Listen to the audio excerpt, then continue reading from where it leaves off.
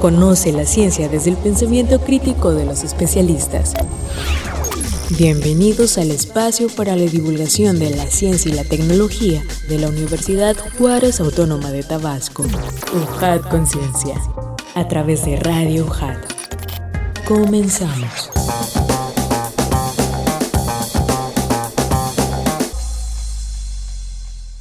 Hola, ¿qué tal amigos? ¿Cómo están? Bienvenidos sean una vez más a UJAT Conciencia, este espacio de divulgación científica y tecnológica de la Universidad Juárez Autónoma de Tabasco. Sean bienvenidos a Radio UJAT 107.3 FM Voz Universitaria y le mandamos un fuerte abrazo a quienes están en sintonía a través de internet en radio.ujat.mx.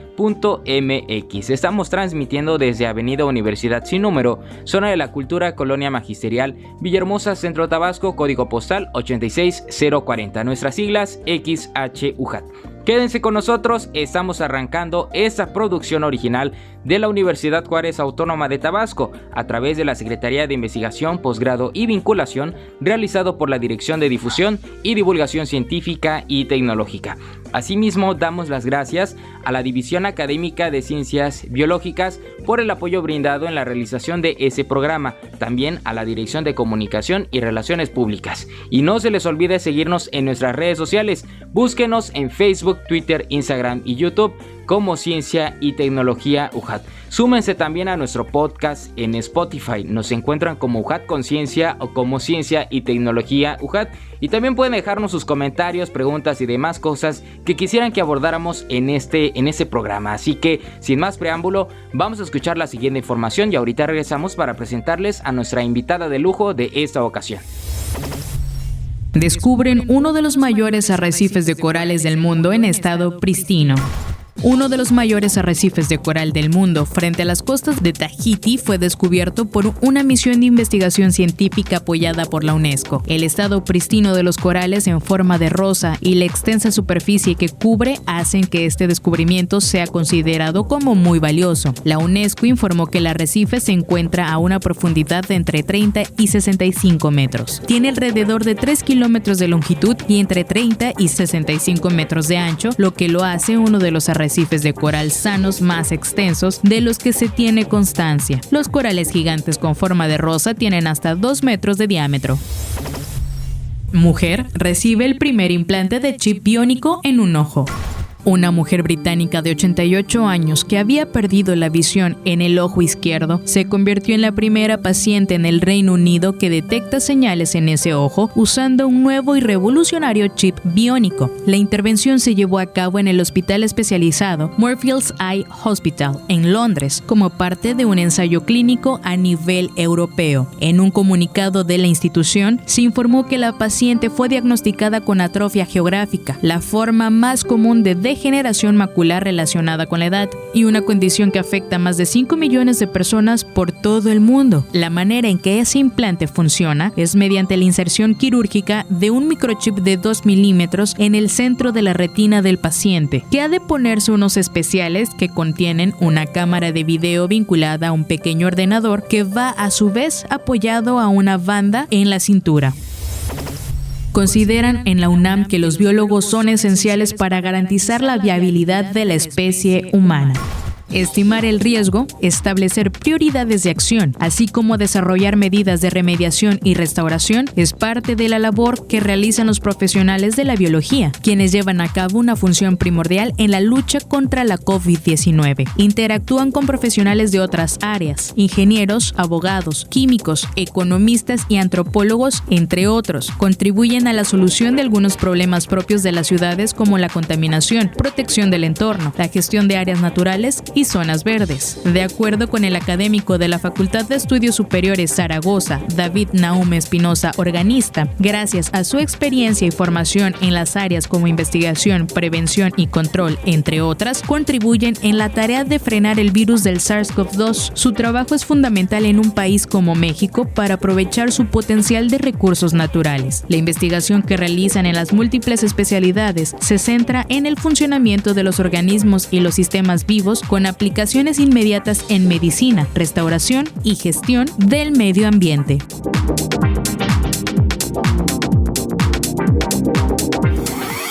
Encuentra más contenido en redes sociales. Síguenos en Facebook, Twitter y YouTube como Ciencia y Tecnología UJAT. Efemérides científicas. El 24 de enero es el Día Internacional de la Educación. La educación es un derecho humano, un bien público y una responsabilidad colectiva. La Asamblea General de las Naciones Unidas proclamó este día en celebración del papel que la educación desempeña en la paz y el desarrollo. El objetivo número 4 de desarrollo sostenible tiene como tarea específica garantizar una educación de calidad inclusiva y equitativa y promover oportunidades de aprendizaje permanente para todos para el año 2030. Este mismo día, pero de 1988, murió Charles Glenn King, descubridor de la vitamina C. En 1932, 5 años después de que iniciara la investigación de la estructura química del zumo de limón, este bioquímico logró aislar la vitamina C o ácido ascórbico, un compuesto fundamental que la mayoría de los organismos sintetizan a partir de la glucosa, pero que el ser humano debe obtener de la dieta. La vitamina C es fundamental para mantener en buen estado el tejido conectivo. La carencia de la misma puede producir escorbuto. El 25 de enero es el Día del Biólogo. Esta celebración en nuestro país fue establecida por el Instituto Politécnico Nacional en 1961. En este acto, cientos de biólogos decidieron la creación del Colegio de Biólogos de México para proteger al gremio y a la actividad, así como la creación de un día en el que se recordase las funciones llevadas a cabo por estos profesionales. El 26 de enero es el Día Mundial de la Educación Ambiental. La Organización Mundial de la Salud indica que en 2012 murieron más de 12 millones de personas por vivir o trabajar en ambientes poco saludables. Esto representó casi una cuarta parte del total de fallecimientos a nivel mundial.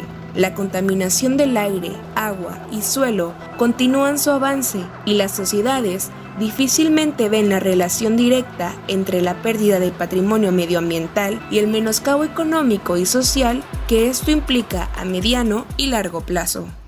El 27 de enero es el Día Nacional del Nutriólogo, fecha creada por la Asociación Mexicana de Nutriología, ya que ese día fue su registro. Asistir al nutriólogo implica mejorar los hábitos alimenticios y evitar muchas enfermedades. Este mismo día, pero de 1967, los astronautas estadounidenses Grissom, White y Chaffee fallecieron al incendiarse la cápsula del Apolo 1. El programa espacial de los Estados Unidos para conquistar la Luna iniciaba de manera trágica.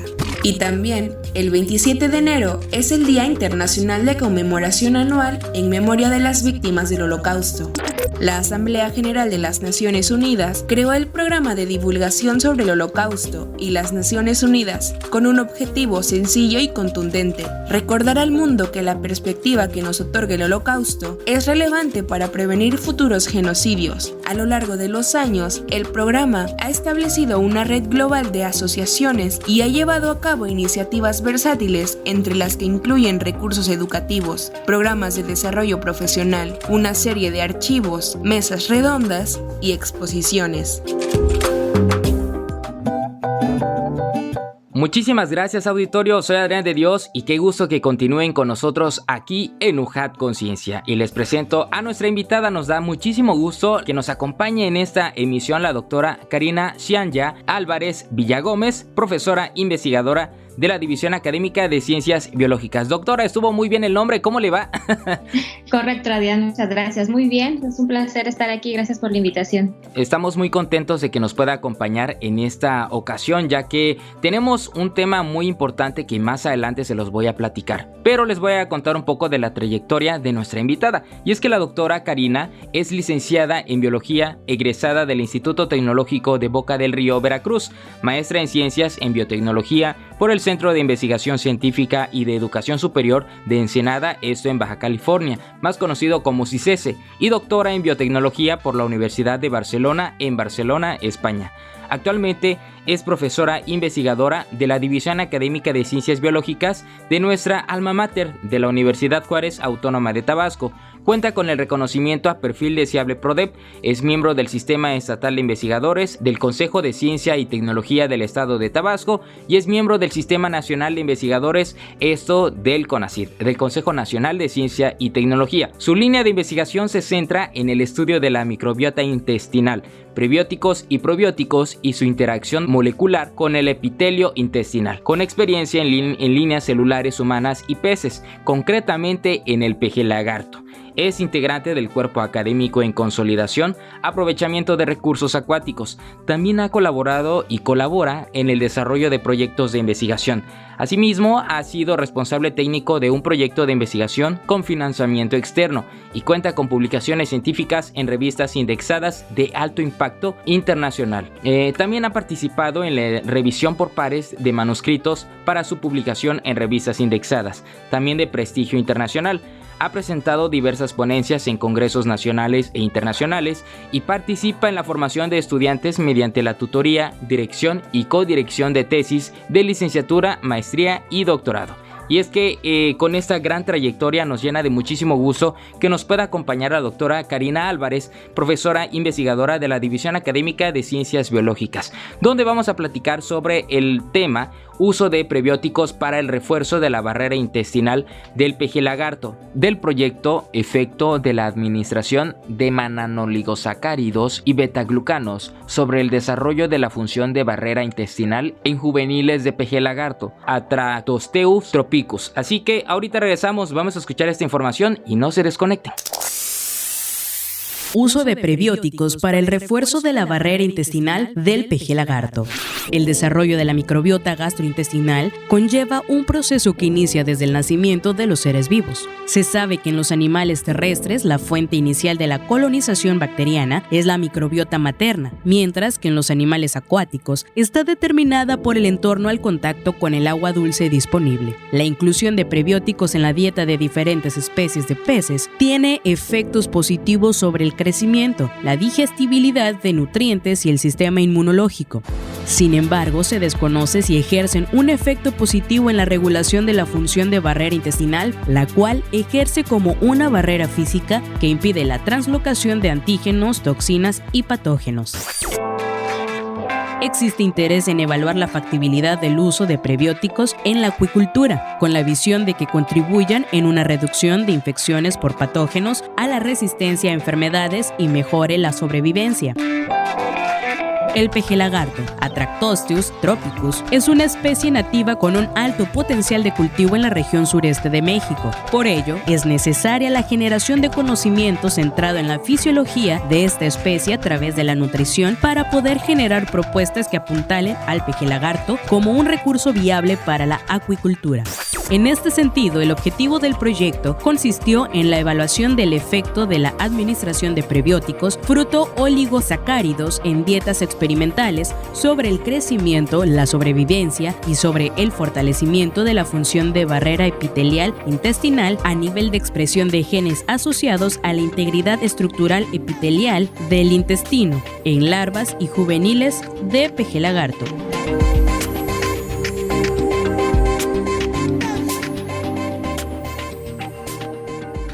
Ahora sí, doctora, los micrófonos van a ser de usted y vamos a empezar porque hay muchísimos temas que podemos abordar en esta charla. Ya escuchamos el título, pero algo muy importante que nos gusta conocer de las investigaciones es de dónde surge el interés por desarrollar este proyecto. Adelante, doctora. Gracias, Adrián. Bueno, pues en primer lugar este interés surge por mi formación. Tengo una formación como bióloga, pero la realidad es que yo me enfoqué mucho en lo que tenía que ver con la biología molecular.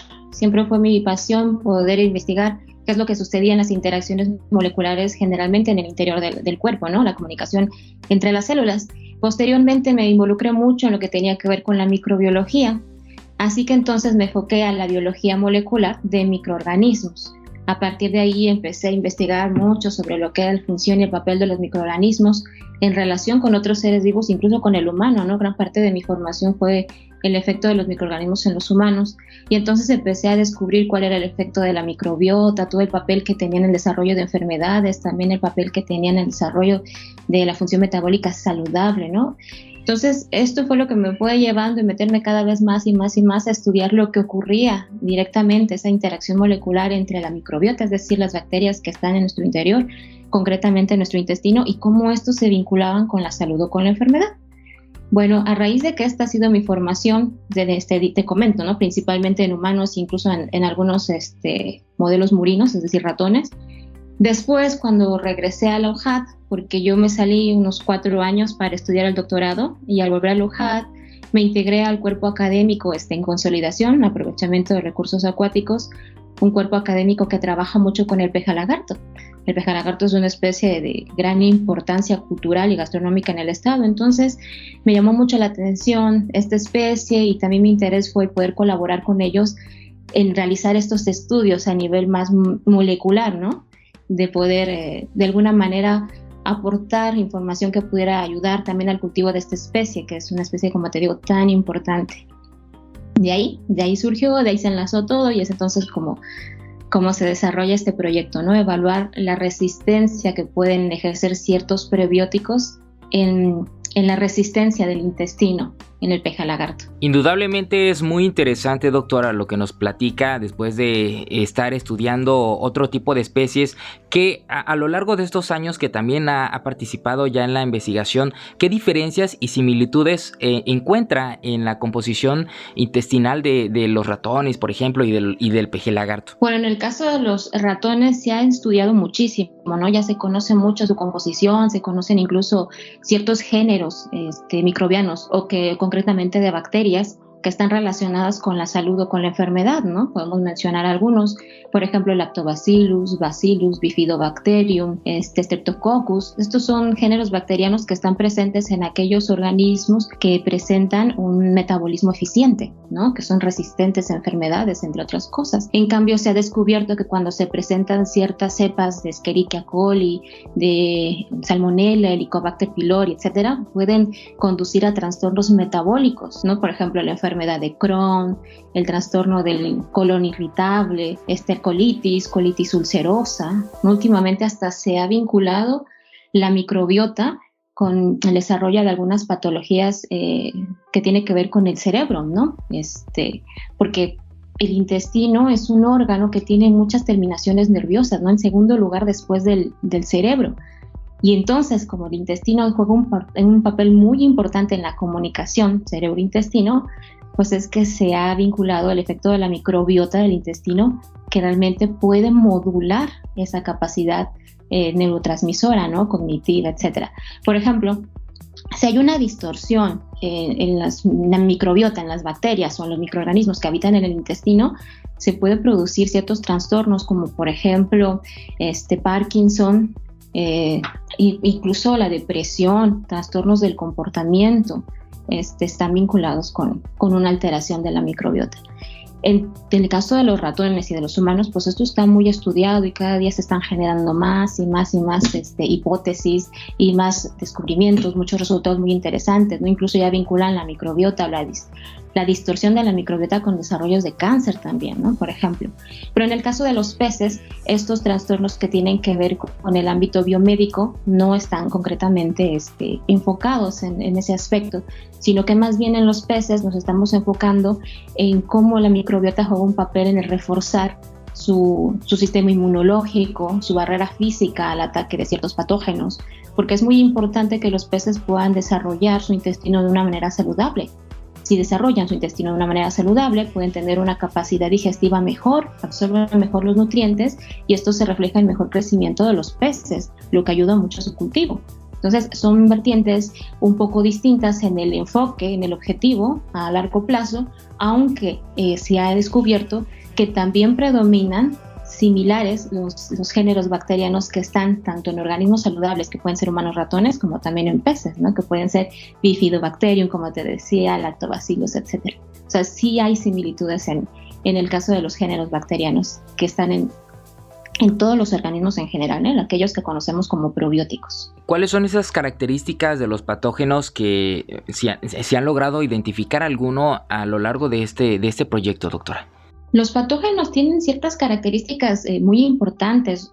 Los patógenos tienen la capacidad de poder desplazar a otros organismos. ¿Por qué? Porque liberan ciertas moléculas que se conocen como bacteriocinas, ¿no? Por ejemplo, algunos de ellos que inhiben el crecimiento de otras bacterias, entonces las desplazan y estas crecen a sus anchas.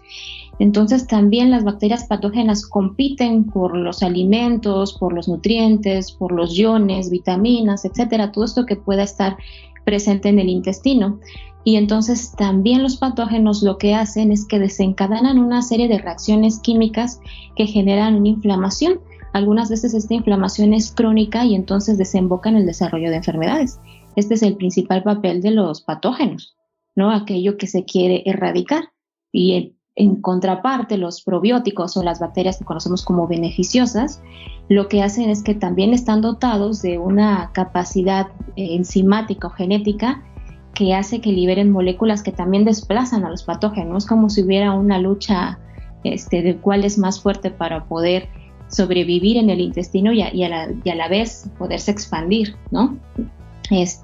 Los probióticos lo que hacen pues es mantener a raya a los patógenos, pero si hay un desbalance entre las bacterias buenas que hay en nuestro intestino y empiezan a propagarse las bacterias malas, es entonces cuando se desencadenan los problemas metabólicos y fisiológicos que se desean evitar.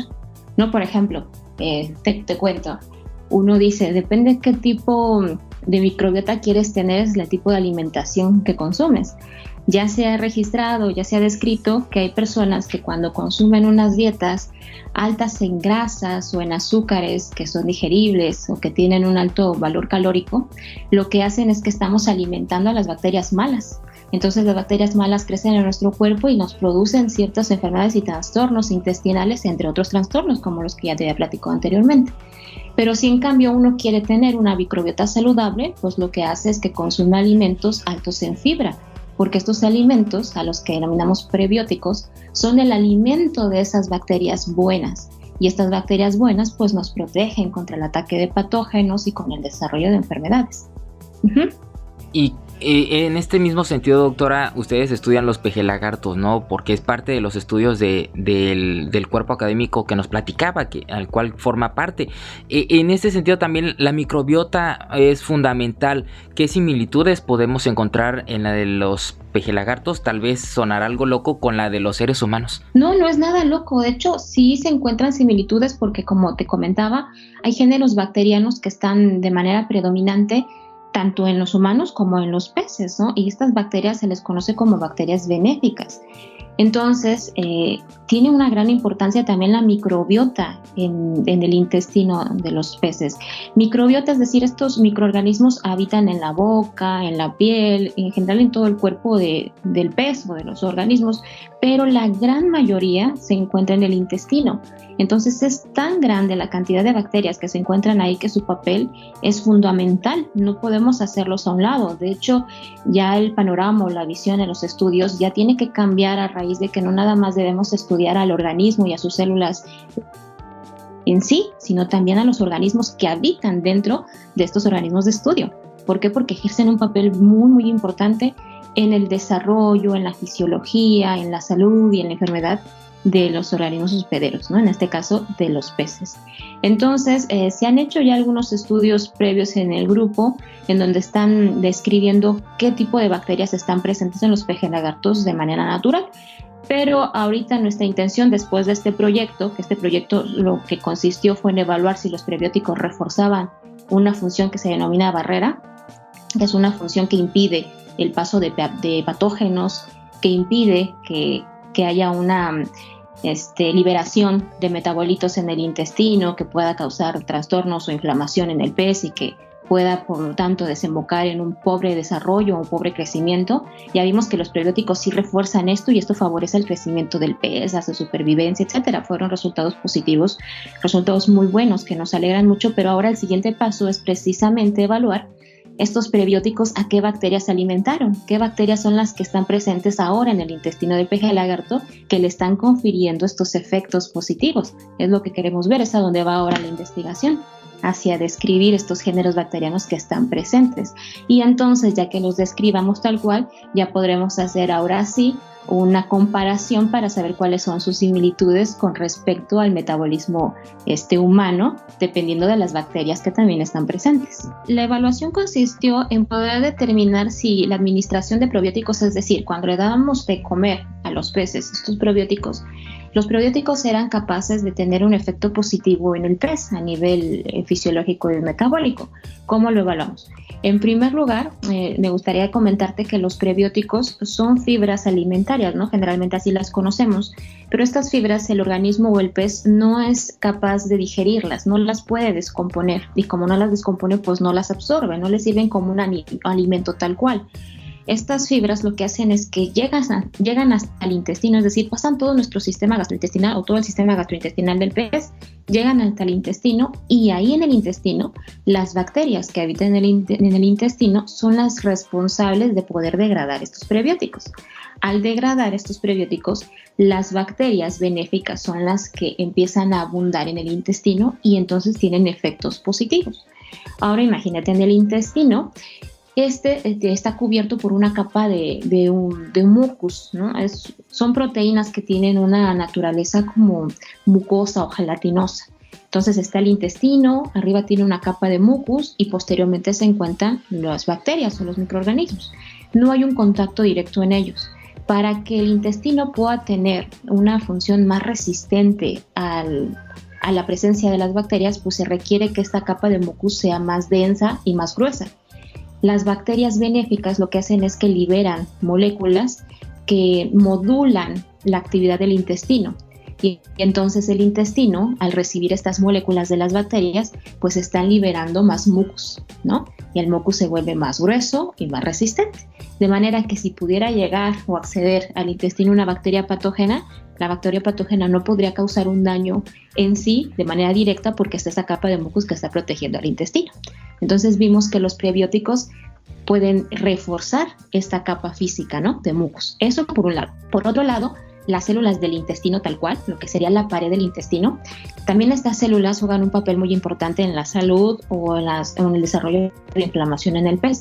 Por ejemplo, si hay bacterias buenas que se están alimentando de estos prebióticos, lo que hacen es que inducen que las células del intestino se unan entre sí de manera muy estrecha. Y también esto sirve como una barrera física que impide que puedan traspasar patógenos, que puedan pasar algunos antígenos, algunos compuestos que puedan generar alergias, etcétera, ¿no? Porque si esto pasa al intestino, entonces se desencadena una respuesta inmunitaria que genera inflamación.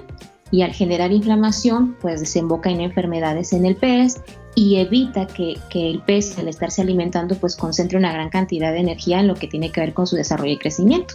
Esto se hace a un lado porque ahora el pez tiene que gastar energía en poder defenderse de estos ataques, ¿no? De esta enfermedad.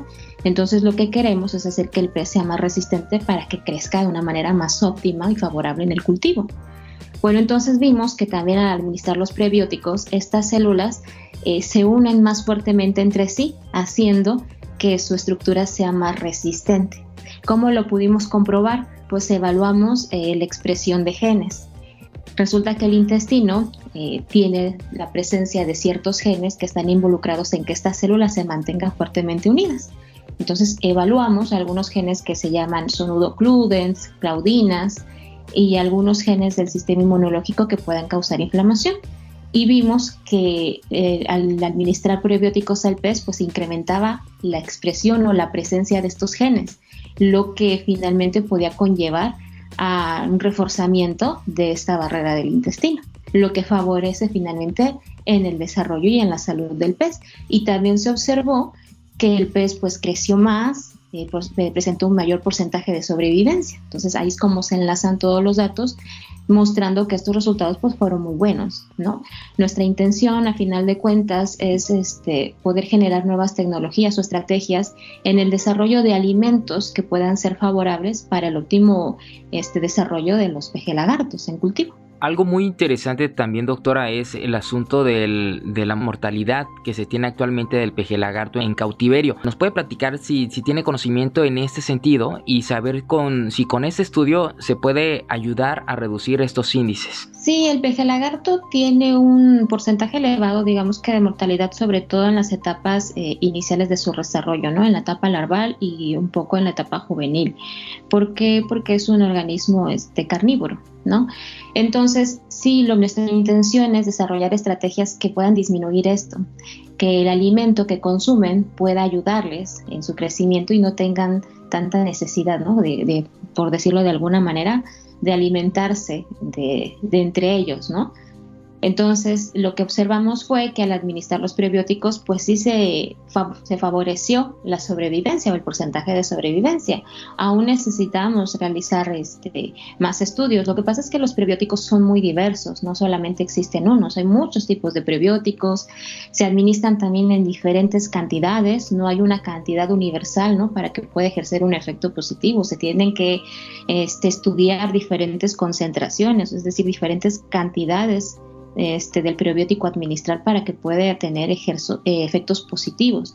Y en eso es en lo que se está trabajando. Si bien nosotros conseguimos que incrementar el porcentaje de sobrevivencia, pues todavía se pueden realizar más estudios en donde podamos variar estas concentraciones, probar otros prebióticos. De hecho, ahorita estamos enfocados en estudiar también probióticos, que son diferentes, son organismos vivos que se administran directamente en la dieta del pez. Y entonces con esto pues estamos intentando reducir cada vez más estos problemas de mortalidad que se presentan en cultivo. ¿Esos cultivos dónde los desarrollaron, doctora? En la División de Ciencias Biológicas. Ahí se tiene todo el sistema de recirculación y tenemos, el cuerpo académico por el cual formo parte, pues tiene ya toda una estrategia, ¿no? Para poder reproducir y cultivar al peje lagarto y terminar su ciclo de vida.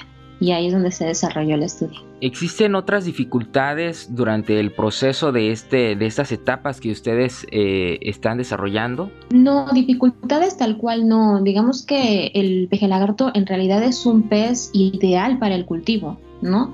Porque es un pez muy resistente, porque es un pez que crece bien, es un pez también que puede sobrevivir a bajas concentraciones de oxígeno en el agua, como tiene unas escamas muy gruesas o duras y la capa de mucus que recubre su cuerpo, pues también por eso se evita, ¿no? Un poco el desarrollo de enfermedades.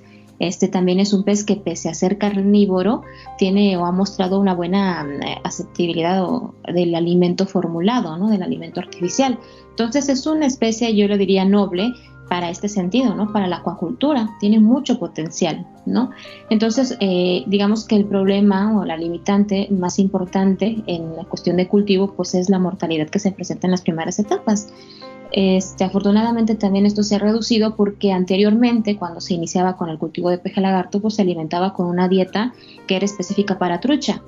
Pero hoy en día, a través de las investigaciones que han desarrollado diversos científicos, ¿no? Pues la universidad tiene trabajando con el peje lagarto más o menos unos 20 años.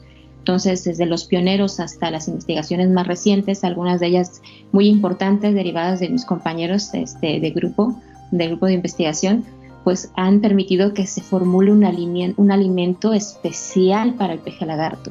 Y esto ha favorecido mucho su cultivo porque crece más, sobrevive más y tiene una mejor digestibilidad de los alimentos, ¿no? De los nutrientes. Entonces, metabólicamente también ha sido muy eficiente. Pues en eso es en lo que estamos tratando de optimizar un poco más este cultivo, ¿no? Poder disminuir la tasa de mortalidad y favorecer de alguna manera el cultivo del pez. Y bueno, nos menciona que este estudio tiene aproximadamente 2 décadas este tipo de trabajos con el peje lagarto tiene 2 décadas de llevarse a cabo en la universidad. ¿Cómo ha sido esa vinculación con el sector productivo, con los acuicultores de la zona de Tabasco y sus estados colindantes? En este sentido, tengo entendido que ya se ha transferido las tecnologías, lo que se ha elaborado en la universidad con el fin de poder promover el cultivo de estas especies, tanto en Tabasco como en algunos otros estados del sureste de México, donde esta especie de peje lagarto es nativa. Se tiene algunos vínculos con el sector privado y con algunas comunidades para poder incentivar el cultivo de peje lagarto. Ha habido transferencia tecnológica. Ha sido muy interesante, doctora, lo que nos ha estado platicando, y algo también que sabemos que permite el desarrollo de la investigación, pues es la parte del financiamiento, ¿no? ¿Puede platicarnos un poco en ese sentido? Bueno, en el caso del proyecto que desarrollé fue financiado por el programa del Desarrollo Profesional Docente, conocemos como PRODEP. Este programa digamos que ha sido pues, muy favorable porque apoya a los investigadores jóvenes, ¿no? En mi caso, regresaba recientemente de mi doctorado y al regresar y al reincorporarme a la universidad, pues este programa ayuda a estos investigadores jóvenes que se están reincorporando a la universidad financiando un proyecto. Nos apoyó en este sentido y por eso fue que se pudo desarrollar esta investigación que tenía que ver con los prebióticos, ¿no? Formulación de dietas con prebióticos. Y bueno, se estaba buscando, claro, esto es algo que nunca para, financiamientos de otras fuentes para continuar con los estudios, por supuesto. Hemos venido platicando sobre esta parte de los prebióticos y probióticos que utilizan en esta investigación y nos puede platicar, doctora, sobre el futuro de ese proyecto. Adelante, doctora. Claro que sí, Adrián. Pues bueno, este proyecto consistió en evaluar el efecto de un prebiótico en particular que denominamos FOS, que son fructooligosacáridos. Pero en el futuro de este proyecto pues nos lleva a poder estudiar otros tipos de prebióticos, diferentes concentraciones de los mismos, y también ahora estamos incursionando en la incorporación de probióticos dentro del alimento del pez. Los probióticos son microorganismos vivos que cuando son consumidos pueden ejercer un efecto favorable en la salud del hospedero. Entonces lo que queremos es administrar probióticos. Algunos de ellos ya se han aislado incluso de peje lagartos que fueron capturados del medio natural. Han mostrado características que los podrían clasificar como un probiótico, ¿no? Como un potencial probiótico, aunque todavía en eso se están realizando algunos estudios por parte de algunos integrantes del cuerpo académico. Pero entonces lo que estamos probando es ahora directamente si estas bacterias y algunos probióticos, ya que incluso se administran de manera comercial en otras especies que no necesariamente son especies acuícolas, sino que se administran también en otras especies de interés, por ejemplo en ganadería, o por ejemplo bovinos, cerdos, pollos, etcétera, que se han empleado ahí, pues ahora los vamos a probar en los peces, con la finalidad de ver si estos probióticos pues pueden ejercer un efecto positivo. Entonces, por una parte, queremos potenciar el cultivo del peje lagarto, a través del desarrollo de dietas específicas para su óptimo desarrollo, pero por otro lado también nos gustaría que el peje lagarto pudiera ser utilizado como un modelo de estudio biológico, ¿no? Y en este sentido, pues el administrar probióticos queremos evaluar si tiene efectos positivos y evaluar a nivel de microbiota qué es lo que está pasando, qué bacterias se desplazan, cuáles de esas bacterias abundan más, es decir, cómo va cambiando la distribución de las comunidades bacterianas en el intestino cuando se administran los probióticos, ¿no? Esos son unos datos que nos parecen sumamente interesantes. Esto se va a realizar a través de estudios metagenómicos y eso es el futuro de lo que tiene que ver con esta investigación. ¿Cómo son esos estudios metagenéticos, doctora? Y porque suena bastante interesante ese término. Sí, es bastante interesante. En lo que consiste prácticamente es que de esta comunidad, o estas comunidades bacterianas que están en el intestino se aíslan, se extrae su material genético, es decir, su DNA, y este DNA se secuencia, se utiliza secuenciación masiva, y el secuenciar los genes pues nos permite identificar qué genes están presentes y poder de alguna manera asociar cuál es la función de estos genes, ¿no? Estos genes, a qué proteínas codifican y por ende cuál es la función de estas proteínas dentro del organismo. Este es el estudio que podríamos decir que sería completo, ¿no? Es la secuenciación del material genético para poder identificar funciones y genes. La verdad que es muy impresionante conocer las posibilidades que tienen a través de la vinculación de diferentes áreas del conocimiento, y algo muy importante que usted nos mencionaba desde un principio es el apoyo que han tenido por parte de su cuerpo académico, ¿no? ¿Puede platicarnos también el trabajo que han realizado pues sus colegas para desarrollar este esfuerzo en la mejora del cultivo del peje lagarto? Por supuesto, la verdad es que yo tengo el gusto de poder pertenecer a este cuerpo académico que está conformado por excelentes investigadores. Muchos de ellos ya cuentan con una gran trayectoria en el estudio del peje lagarto. se han centrado, por ejemplo, en su ciclo de vida, ¿no? Poder generar o completar el ciclo de vida de este pez en cautiverio para poder tener una reproducción controlada. Se han enfocado en muchos estudios que tienen que ver con sus requisitos nutricionales, basándose en sus características histológicas, ¿no? En la composición morfológica del tracto digestivo, en sus actividades enzimáticas. Entonces, estas capacidades fisiológicas pues también han ayudado mucho a poder determinar qué tipo de alimento es el específico para el peje lagarto. Por eso es que el cuerpo académico en algunos años atrás fue que desarrolló este alimento específico para peje lagarto, ¿no? Con muy buenos resultados. Y pues la ventaja del cuerpo académico es que está conformado por investigadores que tienen también diferentes formaciones, ¿no? Hay quienes se centran en cuestiones metabólicas, otras en cuestiones de pesquerías, otros en cuestiones de microbiología, en capacidades fisiológicas, ¿no? En mi caso, un poco más de experiencia en el área molecular, ¿no? Entonces, todo esto nos hace un cuerpo muy dinámico, multidisciplinar, y que nos permite, pues, de alguna manera a todos opinar, ¿no? Un punto de vista, un enfoque en concreto y después conjuntar todo esto. Entonces, es muy interesante lo que hemos podido conseguir y me parece todavía más interesante y fascinante todo lo que nos queda por construir. Entonces, son muchas las áreas que han abarcado en cuanto al estudio del peje lagarto. Y todo esto pues queremos irlo afinando más y generar nuevos conocimientos. Y también nos parece algo bastante importante, doctora, es conocer su experiencia al introducirse en este ámbito, ¿no? de la parte de la biología. Antes usted nos platicaba también que estudiaba más cuestiones de la salud humana. ¿Cómo ha sido? ¿Ha sido complicado? ¿Ha sido fácil? No, fácil no ha sido, porque la cuestión en la que yo me desarrollaba pues era prácticamente el trabajo de patologías en humanos, ¿no? Trabajaba con líneas celulares humanas de cáncer colorectal. Y entonces hacer esta transición a los peces en concreto pues ha sido un reto para mí, porque he tenido que pues estudiar acerca de estos organismos, de su fisiología, etcétera, pero ha sido muy interesante. La verdad es que ha sido muy gratificante el poder vincularme en esto, ¿no? Siempre uno tiene que aprender y poder echarle ganas y apoyar y aportar lo que se pueda. Sobre todo me interesó mucho porque es una especie de gran importancia, ¿no? Radicada en la sociedad, en la cultura de Tabasco. Entonces, incluso por usos y costumbres se utiliza mucho en la gastronomía tabasqueña, ¿no? Entonces, me parece bastante importante el poder favorecer el cultivo de estas especies nativas. Por eso es que le he echado ganas, que he intentado incorporarme a aprender, ¿no? Seguiré aprendiendo, seguiré aportando lo que pueda, ¿no?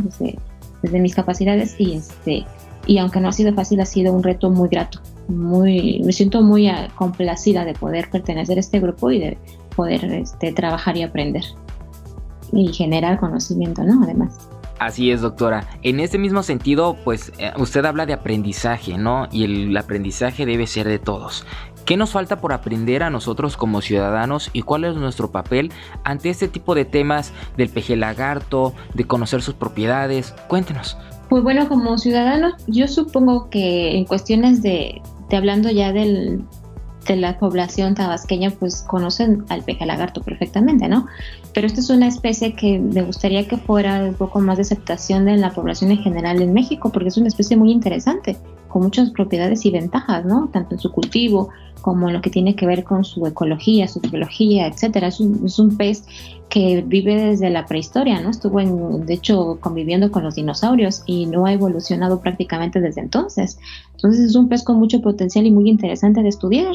Es muy importante también no solo enfocarnos en las especies que son acuícolas ya de interés general o cultural a nivel México, sino también mirar, ¿no? Voltear a ver estas especies que son muy interesantes, quizás a nivel más regional, pero tienen mucho también que aportar en cuestión de conocimiento, de cultura, etcétera.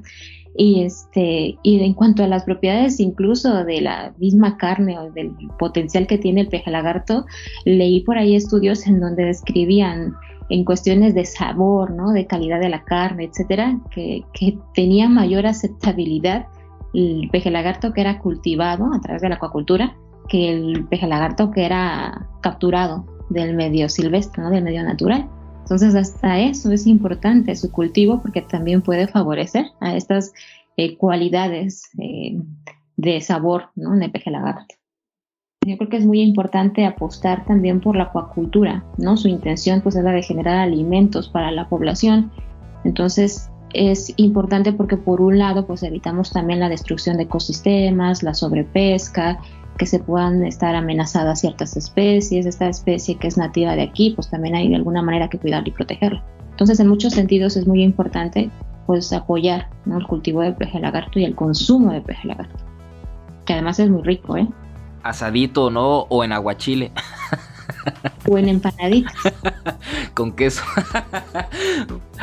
Bueno, doctora, pues ha sido muy agradable escuchar toda su información y que nos comparta también parte del proyecto en el cual siguen desarrollando investigación, y esperemos que se logren esos objetivos que nos ha platicado durante todo el desarrollo de la charla. ¿Hay algo más que quisiera agregar antes de que nos despidamos?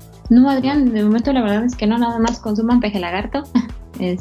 Muchas gracias por la invitación y por las preguntas. Ha sido un placer. Igualmente, doctora, el placer ha sido completamente nuestro y estamos muy contentos de que nos haya acompañado. Y auditorio, muchísimas gracias también a todos ustedes por habernos sintonizado en esta maravillosa charla donde estamos conociendo más del peje lagarto. Les recuerdo el nombre del tema, y es uso de prebióticos para el refuerzo de la barrera intestinal del peje lagarto, del proyecto Efecto de la Administración de Mananoligosacáridos y Betaglucanos sobre el desarrollo de la función de barrera intestinal en juveniles de peje lagarto, Atratosteus tropicus. Así que nos acompañó la doctora Karina Álvarez Villagómez, profesora e investigadora de la División Académica de Ciencias Biológicas, y agradecemos a la DACBiol y a la Dirección de Comunicación y Relaciones Públicas por brindarnos su apoyo en la realización de ese programa, y de parte del equipo de producción de la Universidad Juárez Autónoma de Tabasco, a través de la Secretaría de Investigación, Posgrado y Vinculación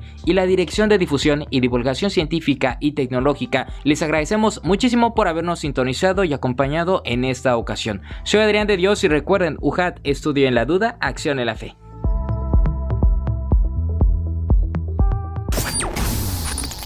Esto fue una producción de la Secretaría de Investigación, Posgrado y Vinculación con el Centro de Comunicación y Radio UJAT.